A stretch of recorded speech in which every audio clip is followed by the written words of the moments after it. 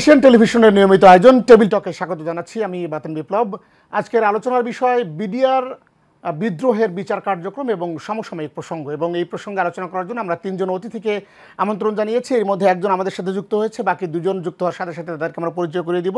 আমার সাথে রয়েছেন ডক্টর কামরুজ্জামান কায়সার, সাবেক ভিপি, শেরেবাংলা কৃষি বিশ্ববিদ্যালয় ছাত্র সংসদ এবং রাজনৈতিক বিশ্লেষক।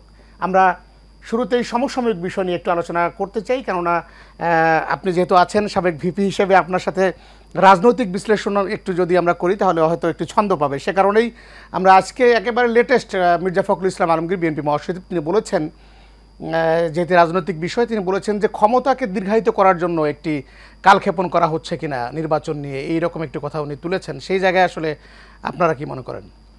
ধন্যবাদ আপনাকে এবং এশিয়ান টিভির অগণিত দর্শককে ধন্যবাদ জানাচ্ছি। আসলে বিষয়টা হচ্ছে যে সময় ক্ষেপণটা দিয়ে বোঝানো হচ্ছে যে 5 মাস অলরেডি হয়ে গেল বিগত সরকার পতনের পর।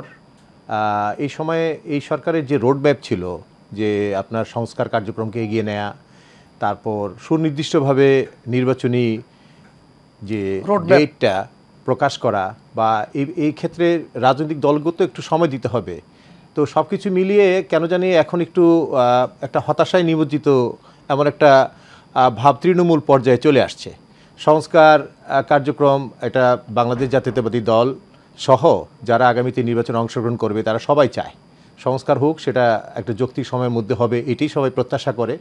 কিন্তু কেন জানি মনে হচ্ছে যে একটু লেজে গোবরে মনে হচ্ছে আর কি। সব কিছু মিলিয়ে সংস্কারের জন্য যে একটা সময়সীমা দেওয়া হয়েছে, সেই সময়সীমাও আস্তে আস্তে এটাকে বৃদ্ধি করা হচ্ছে। তারপর দৃশ্যত তেমন উন্নয়ন বা দৃশ্যত তেমন যে অগ্রগতি সেটা পরিলক্ষিত হচ্ছে না বলেই রাজনৈতিক দলগুলোর মধ্যে আস্তে আস্তে একটা হতাশার ভাব চলে আসছে। তো এটাকে দূর করার জন্যে বর্তমান অন্তর্বর্তী সরকারের আরও কার্যকরী কিছু পদক্ষেপ, দৃশ্যমান কিছু করতে হবে, যেটা মানে সবার আস্থায় চলে আসে। এখন কেন জানি মনে হচ্ছে যে কোনো একটা অদৃশ্য শক্তি এই সরকারকে পরিচালনা করছে, এবং এটা নির্বাচন যে বাংলাদেশ জাতীয়তাবাদী দল খুব দ্রুতই চাচ্ছে তা তো না। তারাও বলেছে একটা যৌক্তিক সময়, কিন্তু সেই যৌক্তিক সময়টা কোথায়? সেটা 25 ডিসেম্বরে অথবা 26 প্রথমার্ধে হতে পারে, এমন একটা কথাবার্তা বলা হয়েছে। তারপরে আবার অনেক ধরনের গুঞ্জন আসছে যে এখানে ইলেকশনে যদি সেই পতিত সরকারের আদলে আবার যদি আরেকটি সরকার আসে, সেটাই বা দেশের যে মানে ছাত্র জনতার যে আন্দোলনের যে পরিবর্তনের যে একটা প্রত্যাশা সাধারণ জনগণের ছিল, সেটা কি পূরণ হবে কিনা, সেটা তো বড় কথা নয়। বড় কথা হলো যে বাংলাদেশের জনগণ যাদেরকে ভালোবাসবে, যাকে গ্রহণ করবে, সেই আসবে। তো সেই ক্ষেত্রে আওয়ামী লীগের বিপরীতে বিএনপি আসবে না কে আসবে, সেটা জনগণই নির্ধারণ করবে। এখানে তো আপনার রুমে বসে এত হিসাব কিতাব করার কিছু নেই না। এটাই আমরা চাই একটা অবাধ, সুষ্ঠু এবং নিরপেক্ষ নির্বাচনী পরিবেশ। জি। তো সেই ক্ষেত্রে আপনি যেমনটি বললেন যে অদৃশ্য শক্তি এই অন্তর্বর্তী সরকারের আছে কিনা তেমন একটি ইঙ্গিত করেছেন। সেই জায়গায় যদি আমি একটু স্পেসিফিক হতে চাই, সেখানে অন্তর্বর্তীকালীন সরকারকে সর্বাত্মক সহযোগিতা করার কথা বলছে রাজনৈতিক দলগুলো। জি। সেখানে অদৃশ্য শক্তি যখন আসছে, যখন তাদের রাজনৈতিক দলগুলোর একেবারে মুখপাত্ররা যখন বলছেন যে আসলে কেন এখনো নির্বাচন রোডম্যাপ দেওয়া হচ্ছে না, তাহলে কি তাদের সাথে সমন্বয়ের অভাব? অনেকটা তাই মনে হচ্ছে যে সমন্বয়হীনতা আস্তে আস্তে এটা স্পষ্টত হচ্ছে আর কি। যে অগাস্ট মাসে স্বৈরাচারী সরকারের পতনের পর যে আশা, ভরসা, প্রত্যাশার একটা চমৎকার একটা দিক নির্দেশনা সবাই আশা করেছিল, সেটাতে কেমন জানি একটু ভাটা পড়ার একটা ব্যাপার লক্ষণীয় আর কি। তো সেই ক্ষেত্রে আমার মনে হয় যে আপনি দেখেন এখানে আইনশৃঙ্খলা পরিস্থিতি, প্রশাসন বলেন, বিচার বিভাগ বলেন, যে একটা রাষ্ট্রের যে 3টা কাঠামো, এই কাঠামোগুলোর মধ্যেও কেন জানি একটা স্থবিরতা বা একটা সমন্বয়হীনতার একটা অভাব পরিলক্ষিত হচ্ছে। দ্রব্যমূল্য, অর্থনীতি বলেন, রাজনীতি, সামাজিক যে বিষয়গুলো আছে, এই সব কিছু মিলিয়ে জনগণকে তো আস্থায় আনতে হবে। আমরা 16 বছরের জঞ্জাল দূর করে যদি এখনও আমরা সেই অন্ধকারে থাকি, বা আমরা যদি আবারও সেই একটা মানে আশায় গুড়িবালি হয় আমাদের, তাহলে তো আসলে এই পরিবর্তনের ক্ষেত্রে মানুষের সেই ইয়েটা থাকবে না, যে প্রত্যাশার জায়গাটা পূরণ হবে না। তো সেই জায়গায় তাদেরকে আরও বেশি মানে প্রম্পট হতে হবে, এবং বিষয়টা এমন মানে জনগণের আস্থায় আনতে হবে যে তারা কাজ করছে, সংস্কারের কাজ চালানোর পাশাপাশি রাজনৈতিক দলগুলোর যে প্রত্যাশা সেগুলো পূরণ করার ক্ষেত্রে, এবং এই রাষ্ট্র চালাবে কিন্তু জনপ্রতিনিধিরা, ধন্যবাদ। এইভাবে আমাদের সাথে অনির্বাচিত সরকার দিয়ে তো আর বেশি দিন রান করানো যাবে না। রান করা যাবে না। আমরা প্রিয় দর্শক, আমরা একজন আমাদের সাথে অনুমোদন যুক্ত হয়েছেন এশিয়ান ইউনিভার্সিটি অফ বাংলাদেশের উপাচার্য এমিরেটাস প্রফেসর ডক্টর শাহজাহান খান। আপনাকে স্বাগত এশিয়ান টেলিভিশনের আজকের এই টক শোতে। এবং আপনি যেহেতু একটু পরে এসছেন, আমি একটু প্রসঙ্গটা আপনাকে জানিয়ে রাখি যে বিদ্রোহের বিচার এবং সমসাময়িক প্রসঙ্গ নিয়ে কেন আমরা বিডিআর বিদ্রোহের বিচারটি আজকের এই আলোচনা নিয়ে এসেছি সেটার মূল কারণ আপনি জানেন যে আজকেও কেন্দ্রীয় শহীদ মিনারে যারা বিডিআর বিদ্রোহ মামলায় যারা দীর্ঘদিন ধরে জেল খাটছেন বা তাদের সাজা হয়েছে, হত্যা মামলার রায় হয়েছে, তারা খালাস পেয়েছেন, এখনও কিন্তু তারা মুক্তি পাননি বিস্ফোরক মামলার কারণে তারা এখনও জেলে রয়েছেন, যেই মামলার শুনানি কার্যক্রম এখনও বাকি রয়েছে। সেই জায়গায় আসলে আপনি কিছু বলতে, যেহেতু 5 মাসের মধ্যে অতিক্রান্ত হয়েছে অন্তর্বর্তীকালীন সরকারের, এই প্রশ্ন উঠতেই পারে, একটু যদি পরিষ্কার করতেন যে আসলে কেন এটি হচ্ছে। আপনাকে এবং আপনার দর্শকদেরকে ধন্যবাদ। আপনার একটা গুরুত্বপূর্ণ বিষয় আলোচনা করছেন এখানে।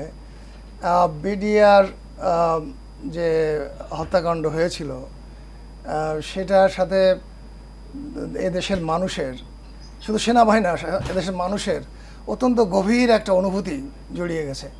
কারণ মানুষের মনে একটা দীর্ঘদিন প্রশ্ন ছিল যে এত বড় একটা ঘটনা ঘটে গেল, 57 জন চৌকস অফিসার এবং তাদের পরিবার, অনেক অংশে ছেলে মেয়ে সহ যেভাবে হত্যা করা হলো এবং তারপরে যারা হত্যা করলো তারা উধাও হয়ে গেল, এটা নিয়ে মানুষের মনে একটা বিরাট সন্দেহ ছিল যে এটা তো কোনো স্বাভাবিক অবস্থা বলে মনে হয় না। এরপরে যাদেরকে হোটেলে নিয়ে খাওয়ানো হলো বা যাদেরকে সামনে তুলে ধরা হলো বিদ্রোহ হিসেবে, সেখানেও প্রশ্ন থেকে যায় যে এরা এত সাহস কী করে পেল। এবং সেখানে সেনাবাহিনীর অফিসাররা কিন্তু, এবং সাধারণ অফিসার, এর মধ্যে গুলজার নামে একজন অফিসার ছিলেন যিনি সন্ত্রাসীদের সর্দারকে ধরেছিলেন এবং এরকম আরও বড় চৌক অফিসার ছিল। সুতরাং এখানে এটাকে এতদিন যাবত যে পাশ কাটায় যাওয়া হয়েছে বা এতদিন কোনোভাবে তদন্ত করার ব্যবস্থা করা হয়নি, সম্প্রতি করা হয়েছে, এটাও একটা বিস্ময়কর বিষয় যে কেন এরকম হলো। আমাদের দেশে যখনই ছাত্ররা এবং তাদের সাথে জনগণ স্বৈরাচারকে বিতাড়িত করলো তখনই কিন্তু এই দাবিটা উঠেছিল। হ্যাঁ, বলা হয় যে আসলে বিচারের বারে নিভৃতে কাঁদে। আসলে এই আরেকটা কথা, justice delayed justice denied. Exactly. মানে যদি এই 15 বছর 2009 সালের 25 ফেব্রুয়ারি সেই ঘটনা থেকে আমরা যদি 2024-এর আজকে একেবারে 9 জানুয়ারি আমরা দাঁড়িয়েছি এই টকশোতে, সেখানে 16 বছর চলছে। তাদের সন্তান, পরিবার, তাদের তো একটি প্রত্যাশার জায়গা যে যা সাজা খাটার পর তার একটা সময় বেরিয়ে আসবে, পরিবারের সাথে সময় দেবে, সেটি কিন্তু এখন পর্যন্ত কবে এই ধোঁয়াশা কাটবে সেটিও বলা যাচ্ছে না। আমরা অন্য একটি প্রসঙ্গ, যেহেতু সমসাময়িক প্রসঙ্গ এসছে, আপনি একটা ইউনিভার্সিটির উপাচার্য, সেই হিসেবে আপনার কাছে জানতে চাইবো যে এই যে 1 জানুয়ারি এর আগের ট্রেডিশন অনুযায়ী আমরা দেখেছি যে শিক্ষার্থীদের হাতে নতুন বই তুলে দেওয়া হয়। তো সেই ক্ষেত্রে এবার একটি সিন্ডিকেটের কথা বলা হলো উপদেষ্টাদের পক্ষ থেকে যে বিলম্বর মূল কারণ বইয়ের সংকট নয়, বরং একটা সিন্ডিকেটের কারণে এটি হয়েছে। এটি এখনো কেন ভাঙেনি সিন্ডিকেট? এটাও একটা গুরুত্বপূর্ণ বিষয়, কারণ সিন্ডিকেট কথাটা এদেশে নতুন কিছু না, এটা চালু আছে। শুধু যে বই পুস্তক ছাপানোর ক্ষেত্রে তা না, বরং দ্রব্যমূল্য নিয়ন্ত্রণের ক্ষেত্রে আরও বেশি এটা প্রচলিত। দুর্ভাগ্যজনকভাবে হলে বিশ্ববিদ্যালয় কথাটাও প্রচলিত, কারণ বিশ্ববিদ্যালয় সিন্ডিকেট হচ্ছে ডিসিশন মেকিং এর জন্য হাইয়েস্ট বডি আর কি। আমি মাঝে মাঝে লজ্জা লাগে আমার যে সিন্ডিকেট আমাদের বিশ্ববিদ্যালয়কে আমরা বলি, শব্দটাকে কলুষিত করা হয়েছে। এই কাজটা তো অন্য ধরনের কাজ হচ্ছে এখানের নামে। যাই হোক, সিন্ডিকেট এটা বাংলাদেশে হবে ধরে নেওয়া দরকার ছিল সবারই, কিন্তু এটা কীভাবে মোকাবেলা করা যায় সেটাই আমাদের পলিসি হওয়া দরকার, সরকারের হোক এবং জনগণের হোক।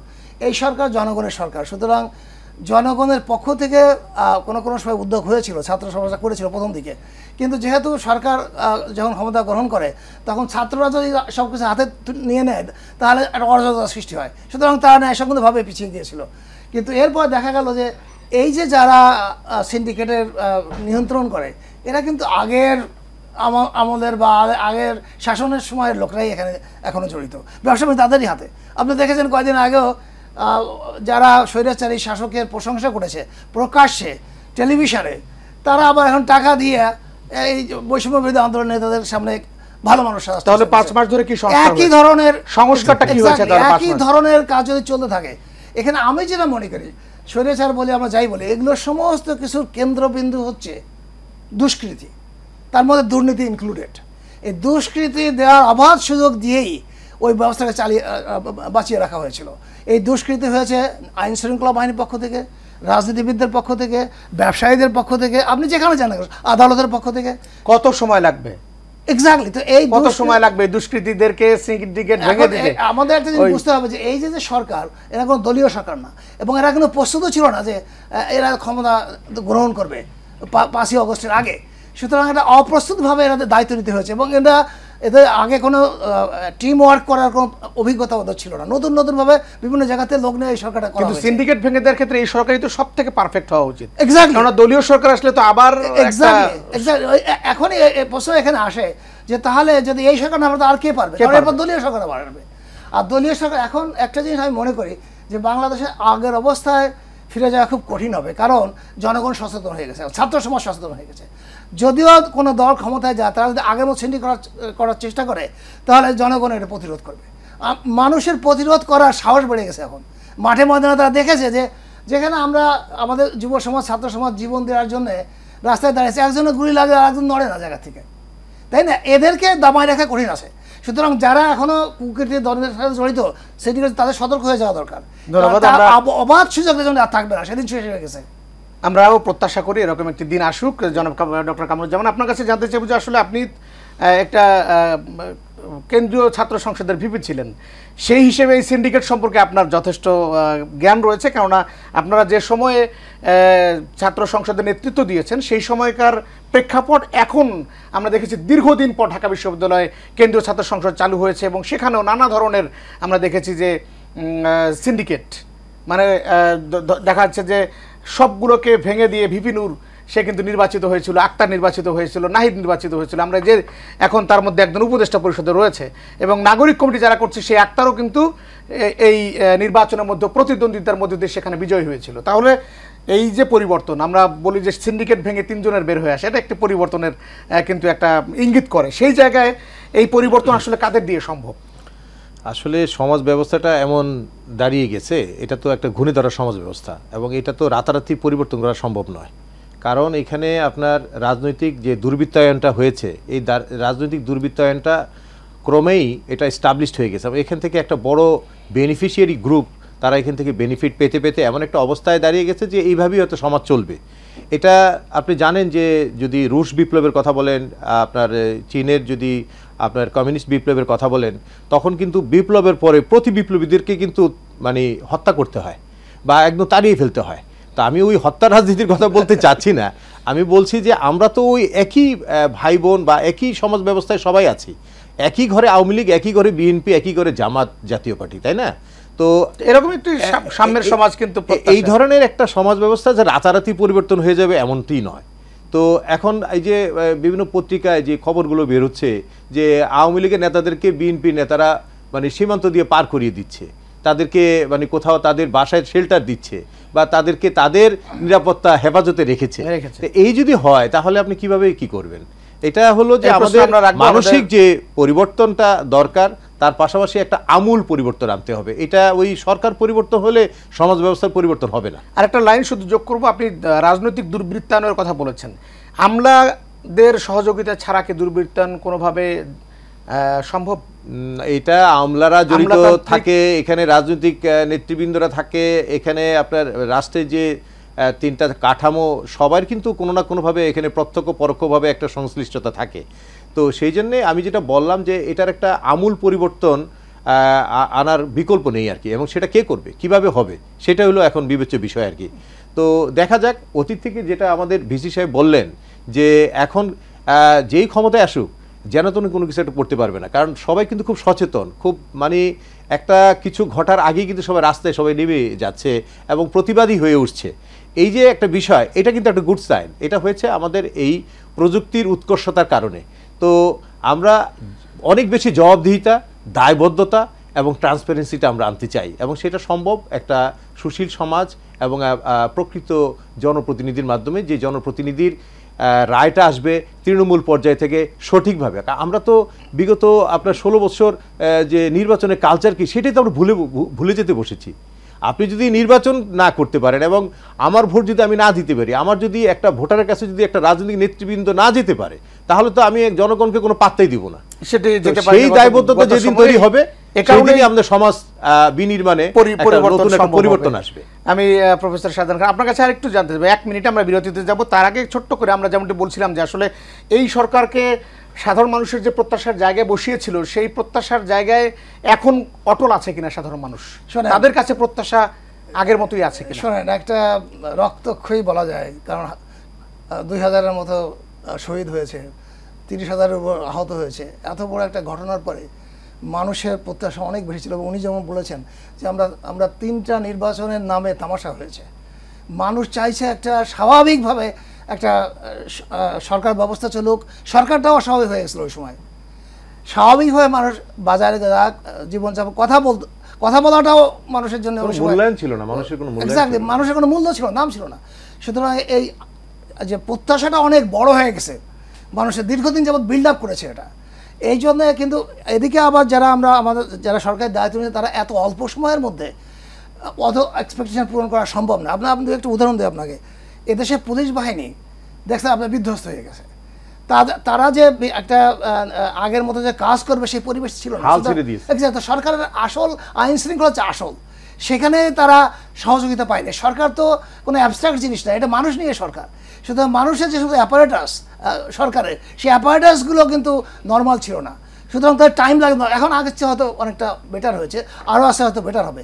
কিন্তু ওই সময় এই যে সরকার ক্ষমতা ওইভাবে প্রস্তুত ছিলেন না, এবং কিন্তু জনগণের প্রত্যাশা কিন্তু ওইভাবেই ছিল, আরও বেশি ছিল।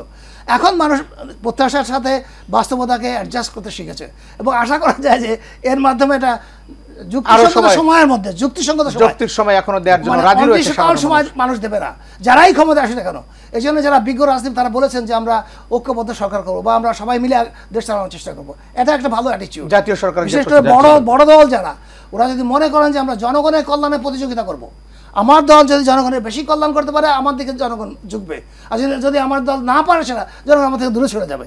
এই যে একটা চেতনা, একটা অনুভূতি, এটা আমার মনে একটা পজিটিভ দিক। আমরা এই বিষয়ে আরো আলোচনা করবো, যেহেতু রাজনৈতিক দলগুলো একাধিকবার বসেছে। আমরা দেখেছি যে অন্তর্বর্তীকালীন সরকারের প্রধান উপদেষ্টা ডক্টর মোহাম্মদ ইউনূস তিনি কিন্তু তাদেরকে নিয়ে বসছেন, এবং সমাধানের চেষ্টা আসলে করা হচ্ছে। নির্বাচনের পথ যাতে যত তাড়াতাড়ি সুগম হয় সেটি করা হচ্ছে। প্রিয় দর্শক, আমরা একটি বিরতিতে যাচ্ছি, বিরতির পর শীঘ্রই ফিরছি, সঙ্গেই থাকুন।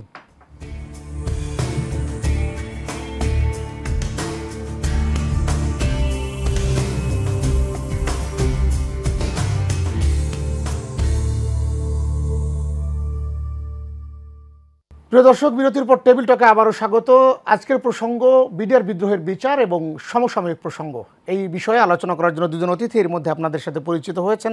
আমরা যে বিষয়টি আলোচনা করছি সেটি মূলত বিডিআর বিদ্রোহের বিষয়টি আপনি বলেছেন। আমরা সমসাময়িক প্রসঙ্গের মধ্যে আমরা যেটি দেখলাম যে আসলে একেবারে নির্বাচন নিয়ে রাজনৈতিক দলগুলো যে কথাগুলো বলছে, এর বাইরে আমি একটু যেতে চাই। বেগম খালেদা জিয়া গতকাল, আপনারা জানেন যে গত পরশু দিন রাতে উনি লন্ডনে পৌঁছেছেন, এবং সেখানে তারেক রহমানের সাথে তার দেখা হয়েছে। এবং আজকে যে খবর যে তার লিভার প্রতিস্থাপনের জন্য খুবই জরুরি হয়ে গেছে, এবং সেটির জন্য কমপক্ষে 2 মাসের এটি সময় হয়তো লাগতে পারে, এরকম একটি সম্ভাবনা কিন্তু দেখা দিয়েছে। যদিও দীর্ঘদিন তাকে বিদেশে যেতে বাধা দেওয়া হয়েছিল, পতিত সরকার কিন্তু যেতে দেয়নি, এবং যেটি অনেকে বলাবলি করছিল এখন উনি যাচ্ছেন না কেন, সবশেষ কিন্তু সব দিক বিবেচনা করে তিনি উন্নত চিকিৎসার জন্য গেছেন, এবং ওনার লিভারে বড় ধরনের সমস্যা খবর কিন্তু আমরা পেয়েছি।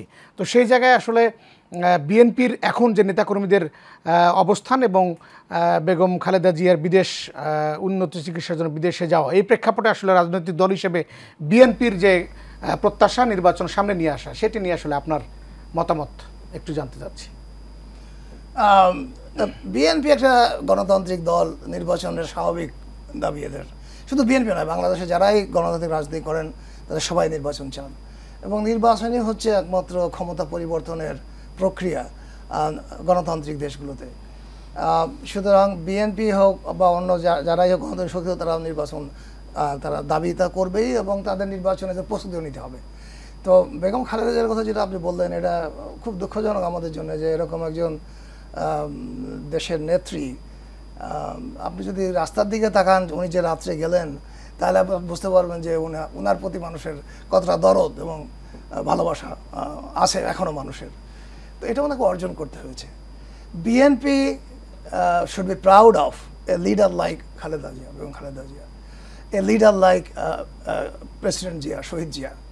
সুতরাং এই যে মূলধন বিএনপির আছে, বিএনপির এই মূলধন কোনো সময় কম্প্রোমাইজ করার মানে তাদের জন্য মারাত্মক ভুল হবে। ওনারা যে নীতি আদর্শ দাঁড়িয়েছিলেন, যে সততা, দেশপ্রেম, আপোষহীন গণতন্ত্র, সবার অধিকার, সার্বভৌম অধিকার, সেদিকে যদি বিএনপি এখন যে দৃষ্টি দেয়, তাহলে আমি মনে হয় যে বেগম জিয়ার যে আদর্শ উনি যেভাবে চেয়েছিলেন সেটা বাস্তবায়িত হবে। এখন যদি আমাদের জিনিসটা বুঝতে পারেন যে বাংলাদেশের স্বাধীনতা এবং সার্বভৌমত্ব, আমাদের জাতীয় আত্মপ্রত্যয়, এটা আরও মজবুত হচ্ছে এই 5ই আগস্টের পরে। বিএনপিকেও সেটা ধারণ করতে হবে, আমি মনে করি ধারণ করে। কিন্তু কোনো কোনো সময় আমাদের জনগণ ভুল বুঝতে পারে কিছু কিছু লোকের বক্তব্যে। তারা হয়তো দেখা গেল যে আমাদের প্রতিবেশী দেশ আমাদের খারাপ ব্যবহার করলে আমাদের ভালো ব্যবহার করতে হবে। হ্যাঁ, অবশ্যই ভালো ব্যবহার করতে হবে, কিন্তু আমাদের আত্মমর্যাদাকে সামনে রেখে, এটাকে জাগ্রত রেখে আমরা চাই আমাদের দেশের জনগণের সাথে প্রতিবেশী দেশের জনগণের সুসম্পর্ক সবসময় থাকুক, সাম্যর ভিত্তিতে, ন্যায়ের ভিত্তিতে।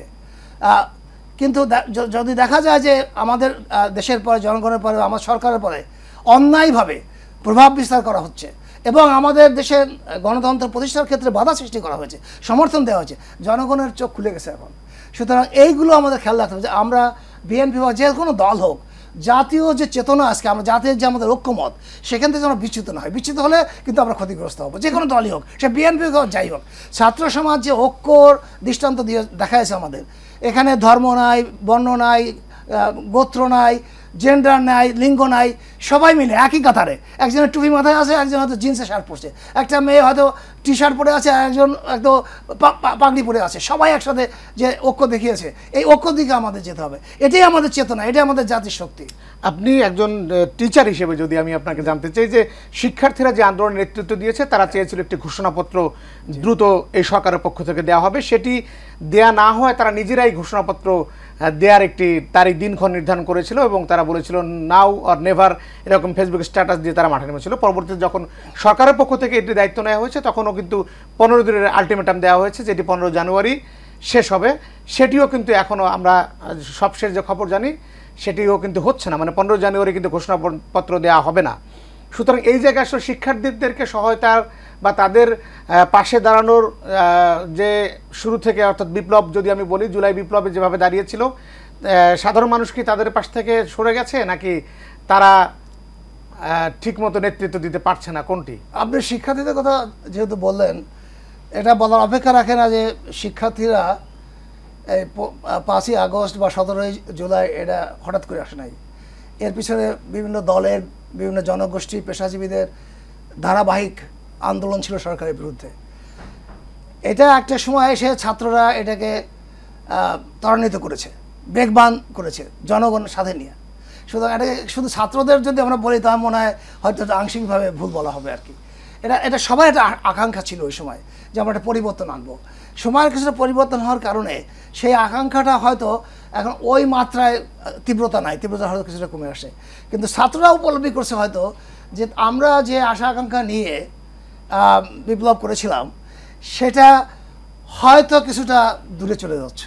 সুতরাং এটাকে তারা গ্যারান্টি দেওয়ার জন্য তারা চাচ্ছে যে আমরা যেন এটা না হারিয়ে ফেলি। আমাদের যে আশা আকাঙ্ক্ষা ছিল এই বিপ্লব থেকে, সেটাকে আমরা ধারণ করার জন্য, সেটাকে আমরা টিকিয়ে রাখার জন্য আমাদের একটা ঘোষণা দরকার। সেই ঘোষণা তারা কী ছিল আমি জানি না, তবে এই ঘোষণা যদি তারা দেশের মানুষের আশা আকাঙ্ক্ষা এবং তাদের ভবিষ্যৎ উন্নয়ন, একতা, জাতীয় চেতনা, জাতীয় সম্মানবোধ এগুলোর মধ্যে থাকে, তাহলে কারো কোনো আপত্তি হওয়ার কথা না। দেখেন, একটা দেশের সরকার আছে, এ দেশে যদি ছাত্র সমাজ এমন একটা ঘোষণা দিয়ে বসে যেটা সরকারের সাথে সাংঘর্ষিক হয়ে যায়, এই অবস্থায় দেশে একটা অরাজকতা সৃষ্টি হইতেই পারে। সুতরাং সবাইকে এখানে একটা দায়িত্বশীলতার পরিচয় দিতে হবে, যেমন দিতে হবে সরকারকে সেরকম বুঝতে হবে যে এই সরকার কিন্তু ক্ষমতা আসছে ছাত্রদের নেতৃত্বে, জনগণের সমর্থন নিয়ে। সরকার সেটা স্বীকারও করছে, তাদের অনুভূতিকে, এবং তারা যদি কোনো ন্যায়সঙ্গত বিষয় নিয়ে আসে অবশ্যই স্বীকৃতি দেওয়া উচিত।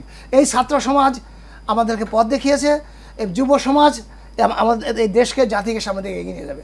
আমাদের সম্পত্তি হচ্ছে যুব সমাজ, ভবিষ্যতে মানব সমাজ, বিশেষ করে মানব সমাজের সম্পদ ছাত্র সমাজ বিশেষ করে।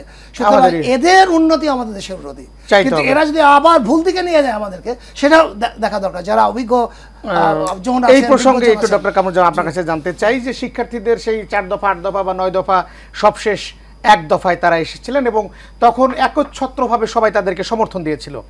আমরা যদি এখন এটি বলি যে আসলে রাজনৈতিক দলগুলো তাদের উদ্দেশ্য যখন বাস্তবায়ন হয়েছে, সরকার পতন হয়েছে, তখন তারা নিজেদের নিয়ে ভাবছে, শিক্ষার্থীদের আসলে সেই দাবিগুলো বা এখন যা শিক্ষার্থীরা যেটি চাচ্ছে সেটি তারা চাচ্ছে না, এটি কি বলতে পারি? না, সেটা পুরোপুরি বলা যাবে না, কারণ ছাত্রদের যে দাবিগুলো ছিল সেটা তো আসলে জাতীয় দাবি। এই দাবিগুলোর অনেক যৌক্তিকতা আছে এবং সেই যৌক্তিকতা থাকার কারণেই কিন্তু তারা আম জনতাকে একত্রিত করতে পেরেছে। সেখানে ছাত্রদের পাশাপাশি অল ওয়ার্কস অফ পিপল নেমে পড়েছে রাস্তায়। তো তাদের দাবির তো অবশ্যই একটু যৌক্তিকতা আছে। এই যে কোটা যেটা ছিল আপনার ধরেন 56% কোটা থাকবে আর 44% থাকবে আপনার মেরিট কোটা, তো এটা তো একটা পুরোপুরি একটা অযৌক্তিক এবং এটাই তো একটা মানে যে নীতি বিরুদ্ধ একটা বিষয় বিগত সরকার করেছিল আর কি। তো শুধু এই কোটার একটা বিষয়কে কেন্দ্র করে এটা বিস্তৃত হয়েছে সর্বত্র এবং জাতীয় পর্যায়ে আরও যে আমাদের বৈষম্য আছে এগুলোকে দূর করার জন্যই তো আপনার এত বড় আন্দোলন। এবং এই বিষয়টাকে মাথায় রেখে আগামীতে যারা জনপ্রতিনিধি হয়ে আসবেন, সরকার গঠন করবেন, তারা কিন্তু এই ছাত্রদের দাবি দেওয়ার পাশাপাশি জাতীয় পর্যায়ে আমাদের যে অসঙ্গতিগুলো আছে এগুলোকে দূর করতে হবে। প্রত্যেকটা ক্ষেত্রেই কিন্তু আমাদের অসঙ্গতি আছে, শুধু ছাত্রদের দাবি দেওয়া নিয়েই তো আর দেশ পরিচালিত হবে না। এখানে আপনার প্রশাসনের প্রবলেম আছে, এখানে বিচার বিভাগে প্রবলেম আছে, বিচারক নিয়োগের ক্ষেত্রে অনেক আপনার অসঙ্গতি আছে। তারপর আপনার প্রশাসনে, আপনার পুলিশে আপনার দেখা যায় যে গত সরকারের সময় 5টা 7টা 10টা স্তর কিন্তু তারাই মানে তৈরি করে ফেলেছে। আপনার একটা ছেলে বা একটা মেয়ে খুবই মেধাবী, সে পাশ করেছে, রিটেনে ভাইভাতে পাশ করেছে, মেডিকেলও সে ফিট হয়ে গেছে, কিন্তু তাকে দেখা গেল কি বাদ দিয়ে দেওয়া হলো। কেন বাদ দেওয়া হলো? তার সদস্যদের মধ্যে কেউ না কেউ হয়তো বিএনপি জামাতের কেউ আছে। তো বিএনপি জামাতের লোক কি এই দেশের লোক না? তারা কি সমাজে অবদান রাখবে না? তো এই যে বৈষম্য বা এই যে মেধাদের অবমূল্যায়ন করা, এই অবমূল্যায়ন থেকে আস্তে আস্তে এটা একটা বিস্ফোরণ ঘটলো, তাই না? এটা করা যাবে না।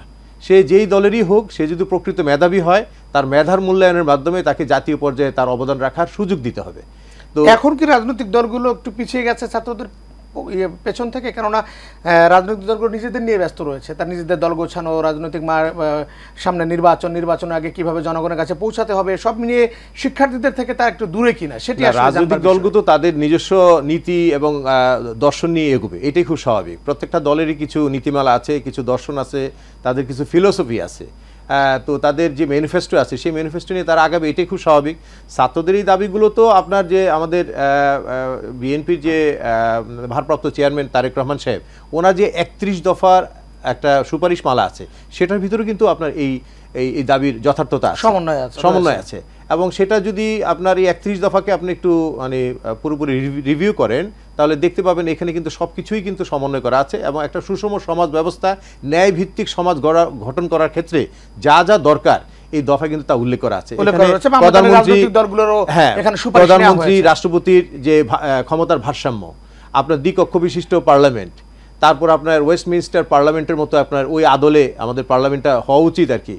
এই আর এক ব্যক্তির শাসন, এটা তো একটা বড় স্বৈরাচার হয়ে যায়। আমরা বলি যে আমরা একটা গণতান্ত্রিক দেশ, প্রধানমন্ত্রী যে হয় সে দেখা যায় যে সে নিজেই বড় স্বৈরাচার, সবাই কিন্তু তার তাবেদার হয়ে যায়। এটা তো হলো না। তো এই যে বিষয়গুলো, এগুলোকে মানে সমন্বয় করার জন্য প্রত্যেকটা রাজনৈতিক দল তাদের নিজস্ব আদর্শ নীতিমালা নিয়ে এগুচ্ছে। জনগণ ঠিক করবে কাকে পছন্দ করবে। ধন্যবাদ। আমরা একটা আবার ছোট্ট একটি বিরতি যাচ্ছি। প্রিয় দর্শক, নিচ্ছে আরো একটি বিরতি, আমাদের সঙ্গেই থাকুন।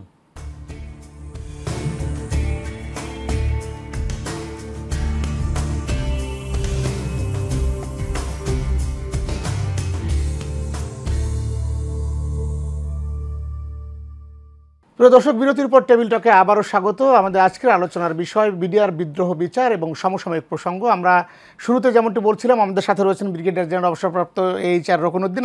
আপনি একবার শেষ ভাগে আমাদের সাথে যুক্ত হয়েছেন। এইচ.আর. রকনউদ্দিন, আপনাকে স্বাগত আমাদের স্টুডিওতে। এবং আপনি জানেন যে বিডিআর বিদ্রোহ 2009 সালে 25 ফেব্রুয়ারি, তখন আমরা যতটুকু জানি তখন আপনি ছিলেন সেনাবাহিনীতে, এবং সেই ঘটনায় আজকে একটি রাজধানীতে ব্লকেডের মতো ঘটনা ঘটেছিল শাহবাগে, এবং শহীদ মিনার থেকে সে আন্দোলন শুরু হয়। এই আন্দোলন আরও অনেক দীর্ঘদিনের আন্দোলন। আমরা যদি একদম স্পষ্ট জানতে চাই যে আসলে এই যে এতদিন সাজা ভোগ করার পর যারা এখনও শুধুমাত্র বিস্ফোরক আইনের একটি মামলার কারণে, যে মামলার এখনও শুনানি শুরু হয়নি, আর কতদিন তাহলে তাদেরকে এভাবে থাকতে হবে কারাগারে? দেখেন, লিগ্যাল অ্যাসপেক্টে আমি অত কিছু বলতে চাই না, বাট সবার আগে আমি যে জিনিসটা বলতে চাই যে অনেকে এটাকে আপনিও বললেন বিডিআর বিদ্রোহ, বাট আপনি যদি আমি বলার পরে ওইটাকে সংশোধন করে নেন, এটা বিডিআর বিদ্রোহ ছিল না, এটা কোনো বিদ্রোহ ছিল না। কারণ বাই নাও আমাদের দেশের সচেতন যারা নাগরিক তারা সবাই জানে যে এটা একটা ছিল চক্রান্ত, যেটাতে অনেকেই বলে যে বিদেশি চক্রান্ত ছিল এবং বিদেশি হস্তক্ষেপ ছিল, বিদেশি ইনফ্লুয়েন্স ছিল। আপনাকে ধন্যবাদ। আমি একটু উজ্জ্বল করে নিই কথাটা। আমরা দীর্ঘ সময় আমরা যখন সংবাদ সংগ্রহ করতে যাই তখন এই যারা ভুক্তভোগী পরিবার তাদের সন্তানরা আমাদের বহুবার অনুরোধ করেছে যে এটিকে বিডিআর বিদ্রোহ বলবেন না। ঠিক, আমি উইথড্র করে নিচ্ছি ঠিক এই টকশোতে এই মুহূর্তে এটি একটি চক্রান্ত। সেই চক্রান্তের যদি একেবারে সংক্ষেপে আপনি ওই যেহেতু তখন আপনি দায়িত্বে ছিলেন পিস কিপিংয়ের, যেহেতু এখানে আপনার দায়িত্ব ছিল না কিন্তু আপনি সেনাবাহিনীতে ছিলেন, সেই জায়গায় ঘটনাগুলো আপনারা কিন্তু একেবারে প্রত্যক্ষভাবে জানতেন, কেন এই অসন্তোষ এবং তাদেরকে পুঁজি করে কি হয়েছে? আসলে দেখেন, যে কোনো ইনস্টিটিউশন, যে কোনো বাহিনী বলেন বা যে কোনো সেট আপ, ওখানে সবাইকে মন জয় করা কিন্তু সম্ভব নয় এবং ছোটোখাটো মনক্ষুণ্ণতা কারো কোনো সদস্যের ভিতরে থাকতেও পারে। কিন্তু যে জিনিসটা বিগত 15-16 বছর ধরে আমাদের দেশের জনগণ এবং আমাদের জাতিকে আওয়ামী লীগ সরকার খাওয়ানোর চেষ্টা করেছে যে এটা একটা বিদ্রোহ ছিল, আসলে এটা বিদ্রোহ ছিল না, এইটা ওরা ওই যে চক্রান্ত ছিল। কারণ ওই চক্রান্ত উন্মোচন করতে গেলে তাদের সহযোগিতাকারী যে বিদেশি শক্তি তাদের সংশ্লিষ্টতা চলে আসবে, সে কারণে এরা এটাকে বিদ্রোহ বলে প্রচার করে আসছিল এবং তাদের ছাপোষা পাচাটা যেই সব মিডিয়া ছিল তারাও ওইটা ওইভাবে করছে। তো এটা বড়ই দুঃখজনক।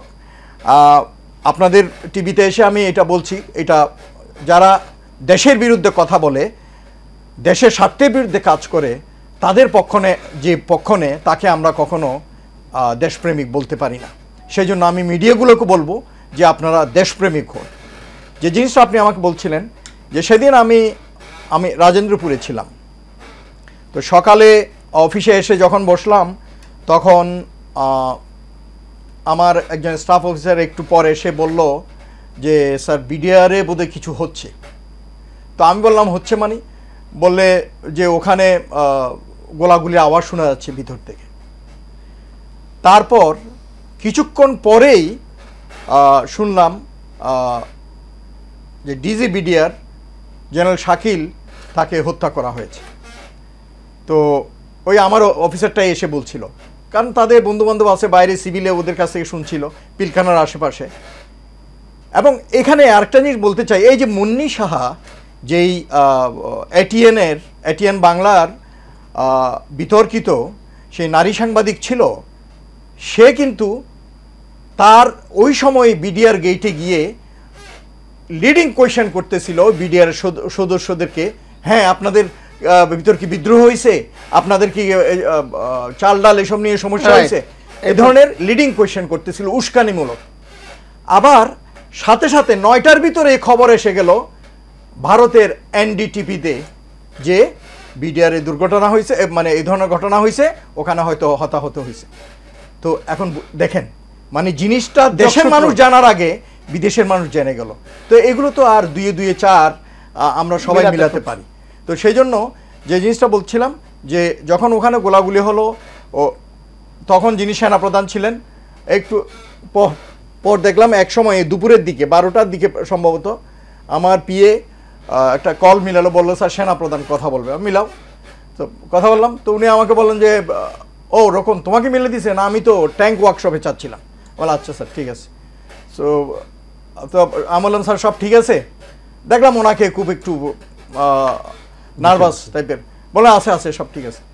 তারপর পরে শুনলাম আমাদের ওখানে রাজেন্দ্রপুরে ট্যাঙ্ক ওয়ার্কশপ আছে, ট্যাঙ্কের মেনটেনেন্স বা ট্যাঙ্ক ওখানে থাকে, এক্সট্রা ট্যাঙ্ক এপিসি এগুলা। এবং দুপুরের পর দেখলাম কিছু ট্যাঙ্ক এপিসি এদিকে আসতেছিল। সো এনিওয়ে, তো উনি আসলে ওখানেই কথা বলতে চাচ্ছিলেন।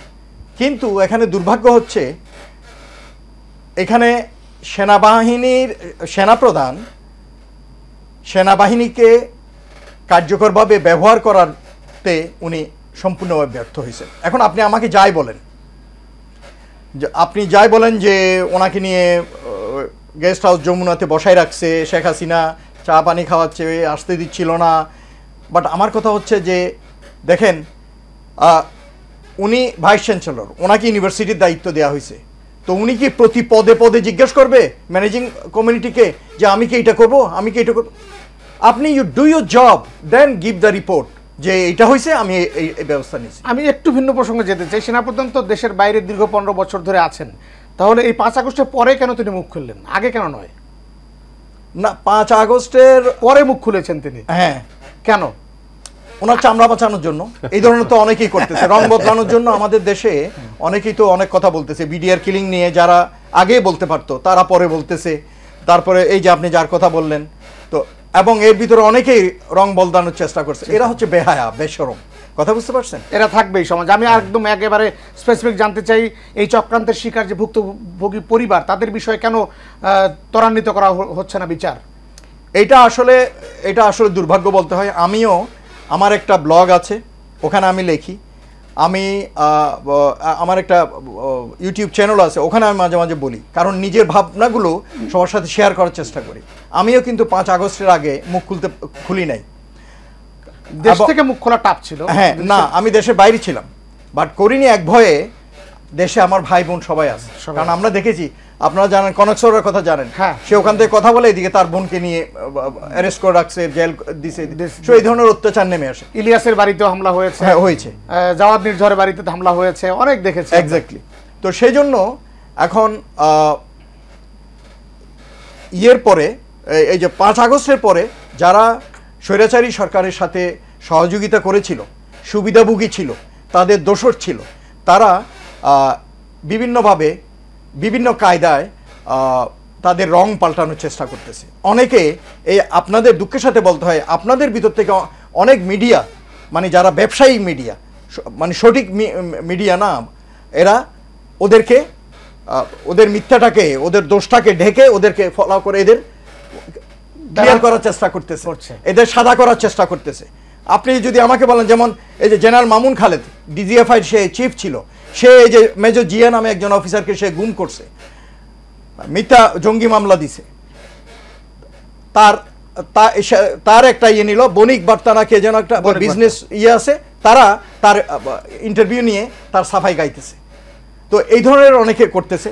অনেকে আবার নিজেরা গিয়ে বক্তৃতা দিচ্ছে একটু, সাথে অনেকে 5 আগস্টের মিছিলও জয়েন করছে, আমরা দেখছি। তো এগুলো হচ্ছে বেহায়া, কথা বলছেন, এগুলো আপনি যেটা বললেন আমাদের সমাজে থাকবে। বাট আমার কথা হচ্ছে যে এদেরকে আমাদের চিহ্নিত করতে হবে এবং যথাযথ ব্যবস্থা নিতে হবে। বর্তমান সরকার কি সেটি পারছে, বা নাকি আপনি মনে করছেন পলিটিক্যাল গভর্নমেন্ট ফর্ম করার পর এর দিকে চিহ্নিত করে? আপনি যে জিনিসটা আমাকে বলছিলেন, আমি বলতে গিয়ে অন্যদিকে চলে গেলাম। ওটা হচ্ছে যে আমিও এটার ব্যাপারে সোচ্চার ছিলাম যে বিডিআর হত্যার বিচার হচ্ছে না কেন। 5 মাস হয়ে গেল এইটার। আমরা মনে করেছিলাম জেনারেল জাহাঙ্গীর, উনি ডিজিবিডিআর ছিলেন, এবং সেনাবাহিনীর পক্ষ থেকে যেই তদন্ত আদালতটা গঠন করা হয়েছিল, উনি ওইটার প্রধান ছিলেন। আর একটা করা হয়েছিল হোম মিনিস্ট্রির আন্ডারে, এবং এই সেনাবাহিনীর পক্ষ থেকে যেটা করা হয়েছিল, এটাকে কোনো সহযোগিতা প্রদান করা হচ্ছিল না। কেউ কাউকে স্টেটমেন্ট দিতে দিচ্ছিল না, কারো কাছে যেতে দিচ্ছিল না, মানে তাদের হাত পা বেঁধে রাখছিল, তারা ঠিক মতো এটা আগাইতে পারত। তবুও সীমিত রিসোর্সে এবং সীমাবদ্ধতার মাঝে তারা যদ্দূর পারছে করছে। তো আমি মনে করছিলাম উনি স্বরাষ্ট্র উপদেষ্টা হওয়ার পর হয়তো এটা প্রায়োরিটি ইস্যু হবে, কিন্তু 5 মাস চলে গেল।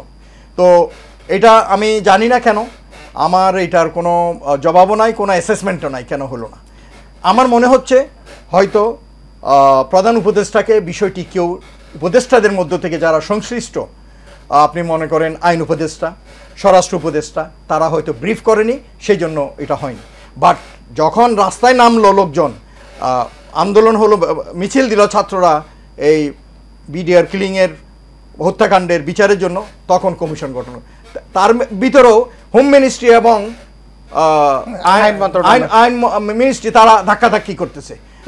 আসিফ নজরুল বলে, না আমি তো ওনাকে বলছি, উনি বলছেন না আমি তো ওনাদের পাঠাই নাই। তো এই ধরনের জনগণকে বিভ্রান্ত করার জন্য, ভুল তথ্য দিয়ে, ধামাচাপা দিয়ে ডিলে করার জন্য এরা এসব করতেছে। অথচ আপনারা দেখবেন এই যে আইন মন্ত্রণালয়, এর ভিতরে অনেককে কিন্তু জামিন দিয়ে দিছে। এবং ঠিকমতো আমি শুনছি ইভেন কি বিভিন্ন জায়গায় যাদেরকে ধরা হচ্ছে ক্রিমিনাল, এদের নামে সঠিকভাবে মামলা দেয়া হচ্ছে না। এরা আইনের ফাঁক ফোকর রেখে দিচ্ছে যাতে এরা বের হয়ে আসতে পারে। তো আমার মনে হয় এগুলো তো আইন মন্ত্রণালয়ের মানে দেখা উচিত এবং এটাকে তদারকি করা উচিত। আপনি আসলে একেবারে ভেতরে কথাগুলো বলছেন। আমরা যদি বর্তমান সময়ে যে বাংলাদেশকে নিয়ে একটি অস্থিরতা বা নানা ধরনের অপরাধ প্রবর্তন নিয়ে কিন্তু প্রশ্ন উঠছে, শুধু সাধারণ মানুষ নয়, দেশের বাইরে থেকেও আমরা দেখছি, এবং বিনিয়োগের পরিবেশ নেই বলা হচ্ছে, একেবারে উপদেষ্টাদের পক্ষ থেকে বলা হচ্ছে যে এই দেশে বিনিয়োগের পরিবেশ নেই, রাতারাতি বাজারের দ্রব্যমূল্যের দাম কমানো সম্ভব নয়, নানাবিধ কথাবার্তা হচ্ছে। আপনি একজন নিরাপত্তা বিশ্লেষক হিসেবে আপনার কাছে কি মনে হচ্ছে যে আসলে নিরাপত্তা কতটুকু এখন বজায় রয়েছে? শুনেন, আমি কিন্তু এটা বিশ্বাস করি না। আমাদের দেশ অপার সম্ভাবনার দেশ। আমাদের সরকার যদি যথাযথ ব্যবস্থাগুলো করে, যেমন মনে করেন নিরাপত্তার ব্যাপারে এবং সামাজিক নিরাপত্তার ব্যাপারে, ব্যবসায়ী যারা আছে তাদের নিরাপত্তার ব্যাপারে, এক জায়গা থেকে আরেক জায়গায় জিনিসপত্র পণ্য সরবরাহ হচ্ছে এগুলোর নিরাপত্তার ব্যাপারে আমার মনে হয় না যে সিচুয়েশন খুব একটা খারাপ হবে। আর পুলিশ নাই, পুলিশ কাজ করতেছে না, একটা বাহানা প্রথম থেকে দিয়ে আসতেছে। আমি নিজে এবং আরও অনেক টক শোতে কথা বলেন যারা সুশীল সমাজের লোকজন বলেছেন যে দেখেন, সেনাবাহিনী মানে সশস্ত্র বাহিনী 3 বাহিনী, আর্মি, নেভি, এয়ারফোর্স, এদের থেকে 50-এর নিচের বয়সে অনেকে অবসরে যান এবং শিক্ষিত, সুপ্রশিক্ষিত। এদের থেকে এদের ভিতরে প্রায় 50,000-এরও বেশি লোকজন আছে। আচ্ছা, তো এদেরকে যদি আপনি কন্ট্রাক্টে 2 বছরের জন্য আনেন, জাস্ট একটা ওরিয়েন্টেশন কোর্স করাই এদেরকে আপনি ছেড়ে দেন, আপনি কি মনে করেন উন্নতি হবে না আইন শৃঙ্খলা পরিস্থিতির? তো এখন আপনি কখন রিক্রুট করবেন, কখন ট্রেনিং দেবেন? পুরানো যারা আছে এরা ভয়ে ভয়ে মানে ধরি মাছ নাচু পানি করে কাজ করতেছে, তাইলে কেমনি নিরাপত্তা? ধন্যবাদ আপনাকে প্রসঙ্গগুলো তুলে ধরার জন্য। আমি প্রফেসর শাহজাহান খান আপনার কাছে একবারে ছোট্ট করে জানতে চাইবো যে এই যে দেশের সার্বিক পরিস্থিতি, শুধু বিডিআর হত্যাকাণ্ডের যে নিয়ে ষড়যন্ত্র হয়েছে তাই নয়, এই 15 বছরে আরও নানাবিধ ষড়যন্ত্রের শিকার হয়েছে এই দেশের মানুষ। কারণ দিন শেষে যখন এয়ারপোর্টে কোনো একজন প্রবাসীকে হেনস্থা করা হয়, সেখানেও কিন্তু আমরা আশা করি যারা সার্ভিস দিচ্ছে তারা আমাদের পকেটের টাকা দিয়ে এই বেতন নিচ্ছে। তো সেই জায়গায় আসলে বাংলাদেশের বর্তমান প্রেক্ষাপটের আরেকটু লাগাম টানতে অন্তর্বর্তীকালীন সরকারকে আপনার বলার যদি 1 মিনিট যদি আপনি বলতেন। চলেন, আমি নিজেও এখন এনআরবি, আমি 37 বছর দেশে বাইরে। এখানে যারা বিদেশ থেকে আসে বাংলাদেশে এয়ারপোর্টে, এখন অবস্থার কিছুটা পরিবর্তন হয়েছে। আমি কয়েকদিন আগে রাজশাহী গেলাম, এয়ারপোর্টে ঢোকার সময় সিকিউরিটি গার্ড থেকে আরম্ভ করে কাউন্টারে যারা সার্ভিস করে সবাই সালাম দিল এবং খুব ভদ্রভাবে ব্যবহার করলো। এই জিনিসটা কিন্তু আগে ছিল না। It's a positive change. এটা মানুষের মধ্যে চেঞ্জ আসতে হবে। সরকার জোর করে কিছু চাপাই দিলে এটা ক্ষণস্থায়ী হবে, দীর্ঘস্থায়ী হবে। উনি যেটা আগেও বলেছেন, এটা কালচারাল শিফট আসতে হবে। মানুষের অধিকার যেরকম পেয়েছে সেরকম দায়িত্ব সেরকম নিতে হবে। যদি মানুষ যদি মনে করে আমি খালি পাইয়ে যাবো আর কিছু দেবো না, তাহলে কিন্তু সমাজ ব্যবস্থা ভারসাম্যপূর্ণ হবে না। সরকারের দিকে আমাদের অবশ্যই আমাদের দাবি আছে, কিন্তু আমাদের নিজেদের অবস্থা থেকে আমাদের রোল প্লে করতে হবে। আমি একটা সিম্পল কথা বলি, আমি একেবারে শেষ সময় 30 সেকেন্ডের মধ্যে যদি আমি যদি চুরি করি, আপনি যদি চুরি করেন, আমরা সবাই যদি চুরি করি, তাহলে সরকার কত টাকা পাহারা দেবে? আসুন আমরা প্রতিজ্ঞা করি যে আমরা কোনো অন্যায় করবো না, কারণ খারাপ কাজ করবো না। যে দেশে রক্ত দিয়ে 71 সালে মানুষ দেশ স্বাধীন করেছে, 24,000 ছেলেমেয়েরা রক্ত দিয়েছে, একটু আমরা সম্মান দেখাই, আমরা একটা ভালো কাজ করি। ধন্যবাদ আপনাকে ডক্টর কামরুজ্জামান। একেবারে 1 মিনিটে আপনি যদি শেষ করেন যে আসলে আমাদের এই মুহূর্তে সাধারণ জনগণের এই সরকারের পাশে আমরা আছি নাকি নেই? থাকতেই হবে, কারণ আমাদের সমাজ বিনির্মাণের জন্য যে প্রতিশ্রুতি নিয়ে এত বড় একটা পরিবর্তন এসেছে, গত 5ই আগস্টে যে বিপ্লব, সেই বিপ্লবের সফল পরিণতির জন্যে আমাদের সর্বস্তরের লোকদের, তো অবশ্যই সকল শ্রেণী পেশার লোকদের এই সরকারের পাশে থাকতে হবে, থেকে আমাদের এই সমাজকে একটা জবাবদিহিমূলক ন্যায়ভিত্তিক একটা কাঠামো গঠন করার জন্যে আমাদের পাশে থাকতে হবে। কিন্তু সেটা খুব বেশি সময় নয়, এবং এটার একটা সুনির্দিষ্ট রোড ম্যাপ কিন্তু থাকতে হবে। এখন বলা হচ্ছে এই সরকারের তরফ থেকে যে end of this year election will be held, কিন্তু এটা একটা সংস্কারের কিন্তু তেমন কোনো অগ্রগতি আমরা দেখছি না, বা অন্যান্য যেসব বিষয়গুলো, যতগুলো শ্বেতপত্র প্রকাশ, সংস্কারের যে কতগুলো নিয়মকানুন বা কতগুলো সময়সীমার জন্য যেভাবে ওনারা সময় চেয়েছে, দৃশ্যমান কোনো অগ্রগতি কিন্তু আমরা দেখছি না। তো এই দৃশ্যমান অগ্রগতিগুলো দেখানোর জন্য সরকারকে শীঘ্রই আরও কিছু তড়িৎ পদক্ষেপ নিয়ে জনগণের আস্থায় আনতে হবে, এবং এই কি বলে ক্ষমতা জনপ্রতিনিধিদের হাতে ফিরিয়ে দিতে হবে। ধন্যবাদ আপনাকে, ধন্যবাদ আপনাদের তিনজনকে আজকের এই টক শোতে অংশ নেওয়ার জন্য। প্রিয় দর্শক, আপনারা যে যেখান থেকে দেখছেন সবাইকে ধন্যবাদ এশিয়ান টেলিভিশনের টেবিল টকে থাকার জন্য, এবং আগামীকাল একই সময় এশিয়ান টেলিভিশনের পর্দায় টেবিল টক দেখার আমন্ত্রণ জানিয়ে শেষ করছি। আল্লাহ হাফেজ।